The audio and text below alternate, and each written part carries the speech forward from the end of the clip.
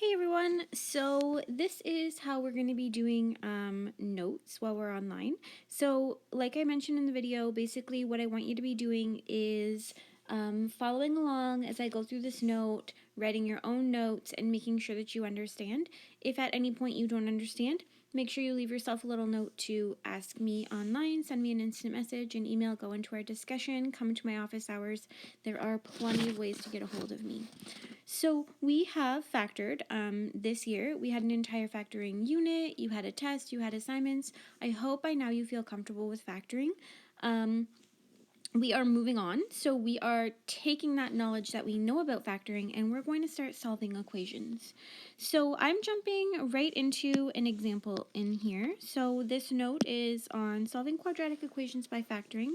The first example says solve by factoring. So what we are trying to solve is x squared minus 2x minus 24 equals 0.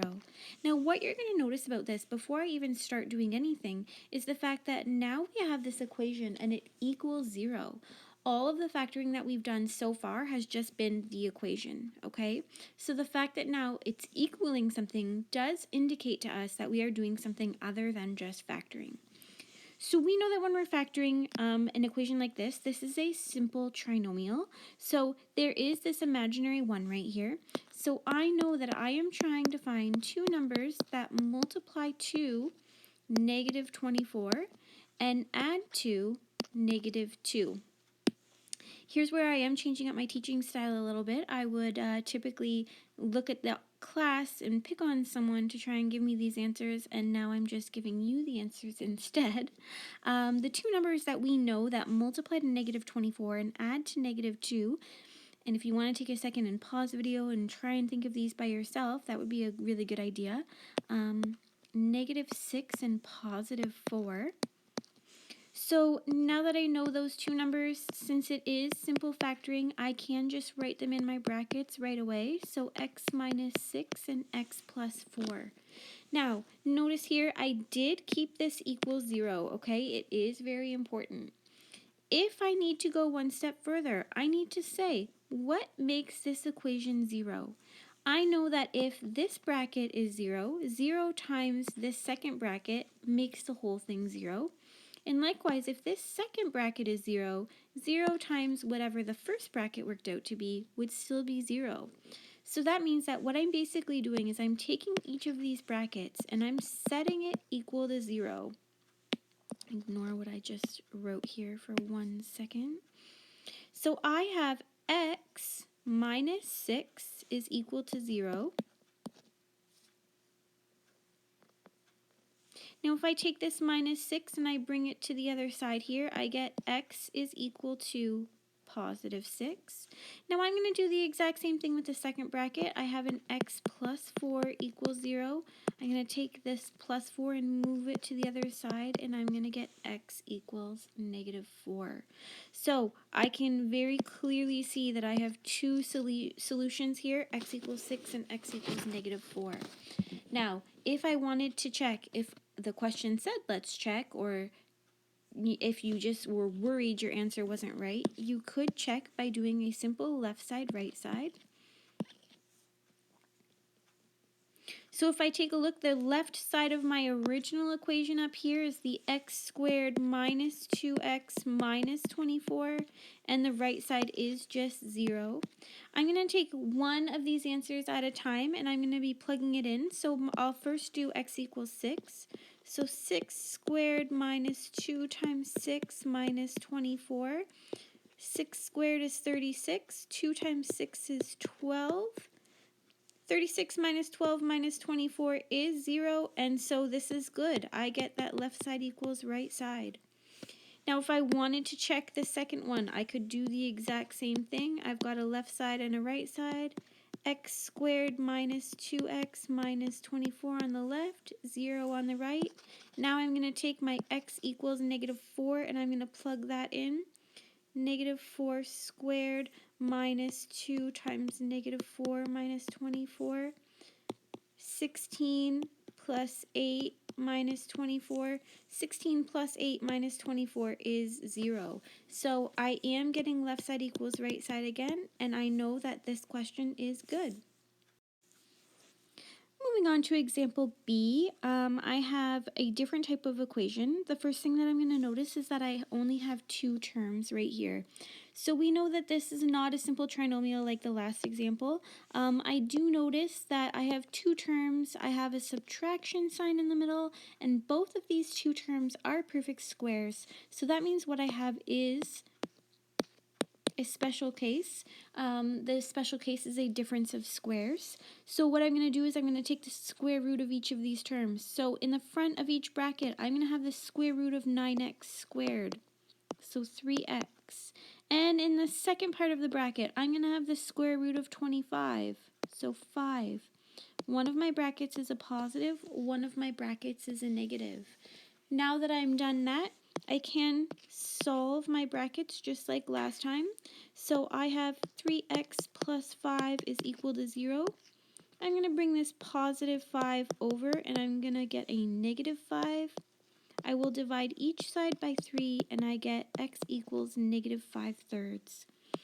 I'm going to do the exact same thing for my second bracket, set it equal to 0. I'll bring this negative 5 over here, and I will get a positive 5. Divide both sides by 3, and I get an x equals 5/3. These two are my answers. The third example that I want to take a look at today does look a little bit different. So the first thing that you're going to notice is that it does not equal 0. So before I can do anything, before I can move on, I do need to rearrange this equation so that it does equal 0. I can't solve anything until I do that. So I'm going to be taking this minus 25, moving it over so it becomes a plus 25, and the entire equation can be set to 0. Now the next thing that I'm going to do is take a look and see if I can common factor. I have a 4, a 20, and a 25. There is nothing that can be taken out of these, so that means that I am looking at some sort of decomposition. So I am trying to find two numbers that multiply to the 4 times the 25, or the 100, and those same two numbers have to add to 20. So if I'm thinking about this, two numbers that multiply to 100 and add to 20, 10 and 10, and I'm going to continue on. Now, at this moment, maybe you said to yourself, ooh, wait, I think that's a special case. It definitely is, and we're going to talk about that at the end. If you can get to the answer right from here, by all means, go ahead and do that. I am just going to show all the steps for decomposition for those of you that are still a little bit unsure or need the refresher. So when we're doing decomposition, I'm replacing this middle term by the two answers that I just found. So I have 4x squared plus 10x plus 10x plus 25. Now I need to common factor each of these two terms. So what is common between 4x squared and 10x? A 2x. And when I factor that out, I get 2x plus 5. What is common between 10x and 25? A 5. And I get 2x plus 5. If you remember from factoring, we know we did this right because we see the same bracket twice. And then our second bracket is going to be the leftovers. Now, I see 2x plus 5 times 2x plus 5. I can rewrite that as 2x plus 5 squared, or I could leave it at this line, either or really. One last step, because I factored, I need to actually solve. I need to take this bracket and set it equal to 0. So I'm going to take this plus 5 and I'm going to move it on to the other side of the equal sign as a minus 5, divide both sides by 2, and get negative 5 halves. If you see a question like this, don't be alarmed. You know exactly what to do. You all know how to simplify this, and we're just going to start doing that before we do anything else. So, the first thing that I'm doing is I'm rewriting this bracket twice because I see that it is squared.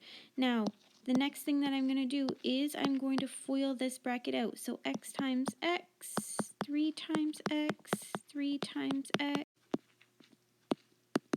and then 5 times x and 5 times 3. my next step is going to be to multiply this 2 through to each of my terms. Now, I could combine like terms before I did that. It really doesn't matter. 2 times x squared, 2 times 3x, 2 times 3x, 2 times 9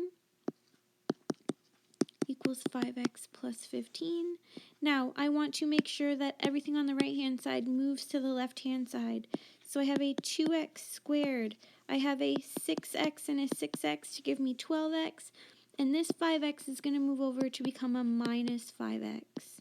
Next, I have my plus 18. And this plus 15 is going to move over as a minus 15. Now, simplifying even further, I have a 2x squared. A 12x minus 5x is a 7x, and an 18 minus 15 is 3. Now, I'm not going to do this, but if you wanted to finish off this question, you know that you would need to factor. This is decomposition, so you are looking for two numbers that multiply to 6, and those same two numbers need to add to 7. And I'm going to skip all of those steps. I do recommend you try them out in your notes, but once you factor that, you will get 2x plus 1 and an x plus 3. Now, the main point of this note is to solve this. So when I take a look at this, I can see that x equals negative 3 is what I would get. And I'm going to have 2x plus 1 equals 0. That means that my x is going to be, can't write on here, sorry, negative 1/2.